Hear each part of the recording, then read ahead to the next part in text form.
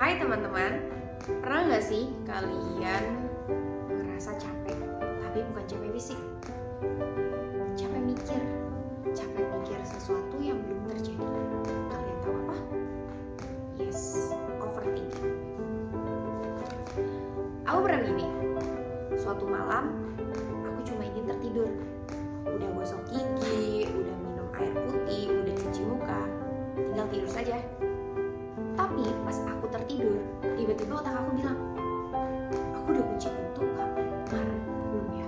5 menit kemudian aku berdiri lagi mengecek pintu. Ya ternyata memang pintunya sudah terkunci. Tapi otak aku ini gak puas. Oke, pintu memang aman, tapi besok kamu presentasi kan? Gimana kalau kamu ngeblank? Tadi pas di kantor aku udah buat laporan belum ya? Dan boom, tiba-tiba otakku jadi produser sinetron yang pikirannya gak relate dan gak harus dipikirin itu juga. Plot twistnya, otak aku sampai memikirkan aku gagal presentasi, dosennya kecewa, aku di DO, di kantor diomelin bos, kok aku belum nikah ya, tadi aku kayaknya diomongin si A deh. Lucu ya kalau dipikir-pikir, masalah kecil bisa jadi drama 3 season di otak kita sendiri. Dan yang paling anehnya adalah 95% yang kita khawatirin itu nggak kejadian, tapi kita tetap mikir lagi. Sampai akhirnya aku bertanya sama diri aku sendiri, kenapa kita harus mikir terus ya? Aku mulai sadar, kayaknya kita perlu beresin isi kepala kita deh. Banyak pikiran yang berserakan yang nggak perlu dipikirkan hari itu juga dan diselesaikan hari itu juga. Otak aku kembali memikir, sempurna, aku gak harus bikin semua orang suka sama aku. Kalau aku gagal, dunia kiamat gak ya? Padahal enggak segitunya. Wah teman-teman, overthinking ini memang cukup crowded ya kalau di otak kita. Overthinking itu seperti notifikasi di Shopee, kalau kita terus ikutin, kita bisa bangkrut. Jadi apa solusinya? Tenang, aku gak bilang kita harus cari dan selesaikan hari itu juga. Aku gak bilang kita harus jadi Spiderman yang harus merambat di dinding dan menyelamatkan orang-orang. Tapi kita bisa mulai dari hal-hal kecil.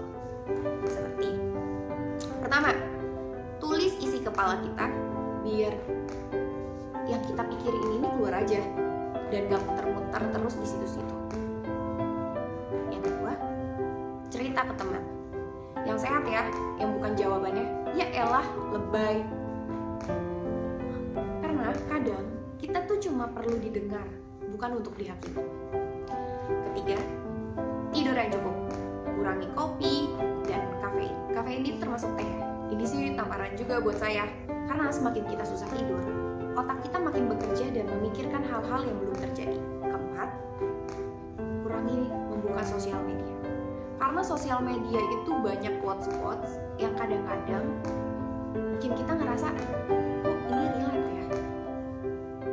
Padahal seseorang menulis quotes itu saat kondisinya memang sedang stabil saja. Dan yang paling penting, belajar bilang ke diri sendiri, hey, tenang, kamu udah cukup.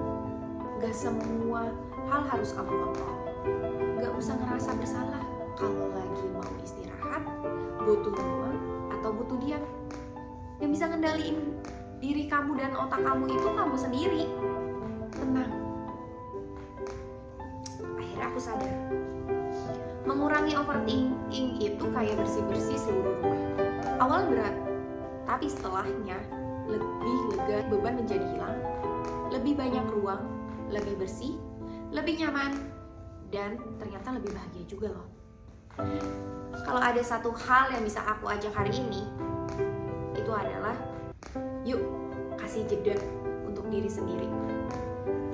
Kita gak harus kuat, kita gak harus tahu semua jawabannya sekarang, dan kita gak harus ngikutin semua ekspektasi orang lain terhadap kita. Kadang ya kita tuh cuma membutuhkan nafas yang panjang dan bilang ke diri sendiri, hey, pelan-pelan, gak apa-apa kok, kamu lagi belajar. Kurangi overthinking,